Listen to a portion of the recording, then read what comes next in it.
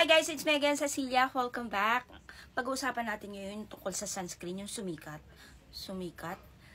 Yung nag-trending na sunscreen, Suki sunscreen. Eto siya oh. Alam nyo ba guys, na hindi lang naman sila ang nakabili.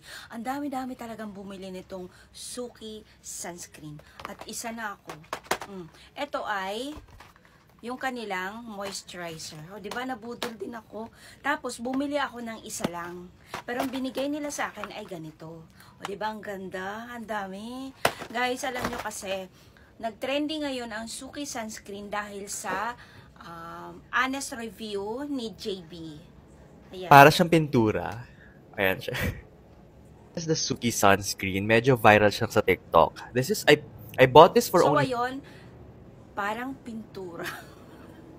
Ang dami-dami tuloy gumawa or gumawa ng reaction videos about dito sa Suki sunscreen na ito. Kasi nga, pag in-apply mo daw sa mukha mo, ay parang pintura. Sa totoo lang guys, munti ka na rin akong mabudol ng sunscreen na yan. Mabuti na lang, ang nabili ko ay yung kanilang massager at saka yung kanilang moisturizer. Pero, hindi ko ginamit yung kanilang moisturizer. Naka-sealed pa to siya guys, oh. Tapos, ito yung tinry ko. Ayan. Ito yung tinry ko. Sa una, okay naman. Pero, pag inano mo na siya at kinalat mo na siya sa balat mo, para na lang siyang tubig. Hindi kagaya nitong ginagamit kong Yan Chai collagen mask, collagen mask ay goods na goods po talaga. Napakalambot at fresh looking talaga yung mukha mo kinabukasan. Napakalambot sa balat nito guys. Kaya hindi ako nagpapawala nito. Actually, bumili ako ulit dahil wala, dadalawa na lang to eh. Ayan oh. Parating na siya. Umorder. Ako na mismo yung umorder kasi nakakatanggal po siya ng tiny bumps and napiprevent talaga nito yung pagkakaroon mo ng mga pimples, yung maliliit na pimples, yung pagkakaroon ng breakouts kapag meron tayong buwan ng dalaw, di ba? Kapag yung mga babae may nagkakaroon ng breakouts pag merong buwan ng dalaw. So ayun, sa Suki sunscreen, wala, kawawa sila ngayon. Yung CEO, nagsalita pa ng hindi maganda tungkol dito kay JB as in face shame, body shame. Dapat mo bang gawin yun? Samantalang skincare yung binibenta mo. Dapat nga yung mga consumer mo, i-influensyahan mo ng maganda.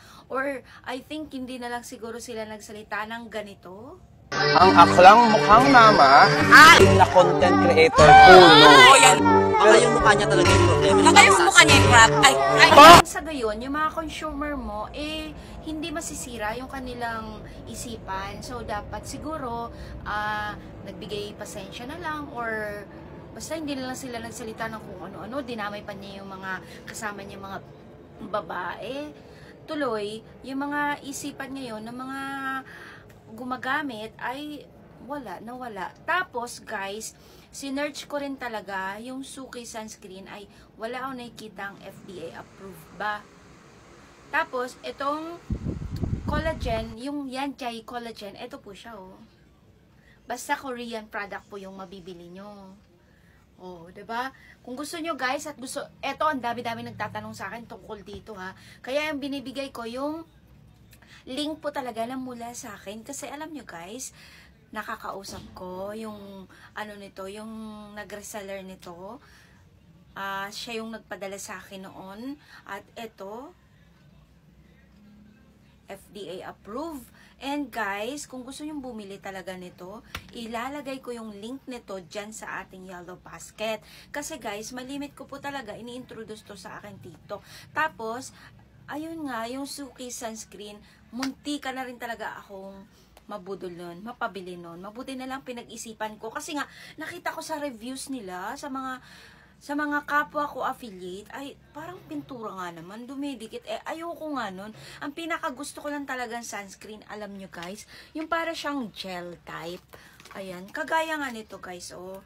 Ayan, ito yung gustong-gusto ko, yung Dear Doctor Sunscreen. As in, FDA approved po to siya guys. And then, talagang proven and tested talaga siya. Siya, yung gel type. Meron siya Centella asiatica and aloe vera. Yan, nawawala ako sa sasabihin ko. And then guys, ganito yung texture niya. Ayan, papakita ko sa inyo. Ganyan siya. Ayan. Para siyang tubig kapag, ano na siya, kapag, ayan, Tapos, napaka-glowy sa balat mo. Kaya, ang ganda talaga. Tapos, may menthol effects. Ito yung pinaka-gusto ko. Kasi, alam nyo guys, sa tuwing mag-apply ako nito, para ka lang nag-toner, nag-serum, at may moisturizer ka na din at the same time. Kaya gustong-gusto ko to. And kung gusto niyo makabili nito, ilalagay ko na lang sa link sa comment section natin ang link ng mga to. So, ayun, balik tayo sa Suki Sunscreen. Kaya, ayun, alam nyo ba guys, humingi sila ng sorry ngayon pero late na. Kasi binura na lahat ng ano nila.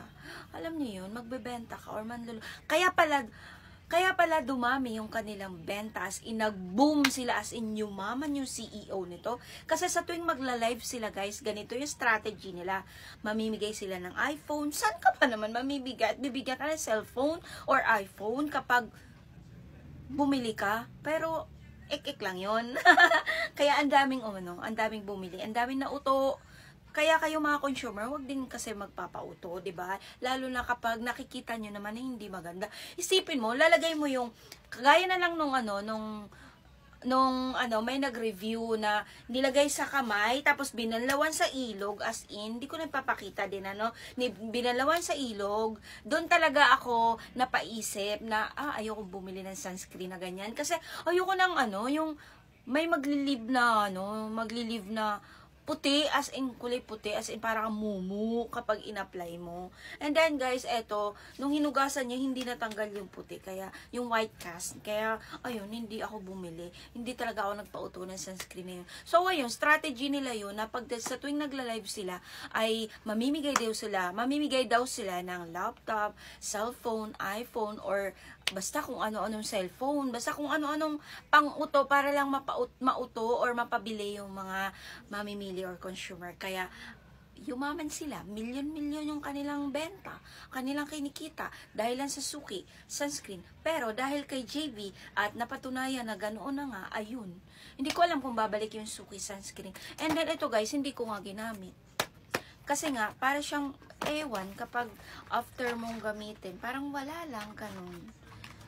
Pero hindi ko na tinuloy kasi parang wala lang eh. Kaya ito na lang yung tinuloy ko, yung Yan Chaye Collagen. So ayun, kapag bumili po tayo, kailangan suriin natin ang mga reviews, titignan natin mabuti ang mga reviews. Lalo pa ngayon, ang dami-dami nang mapapanood kung paano sila mag-review at kung paano ito sa mukha nila. Yung ganoon siya guys. Kaya ako, natuto din naman ako dahil sa kakapanood ko sa mga reviews ng kapwa ko nag-i-introduce ng mga products.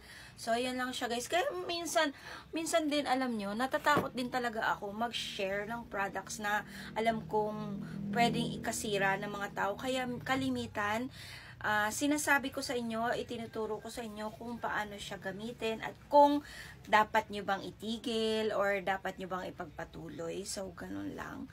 Kaya maraming salamat. Mag-ingat po tayo para sa ating balat dahil mahirap na kapag nasira, mahal magpa-derma. So that's it for today's video. Bye!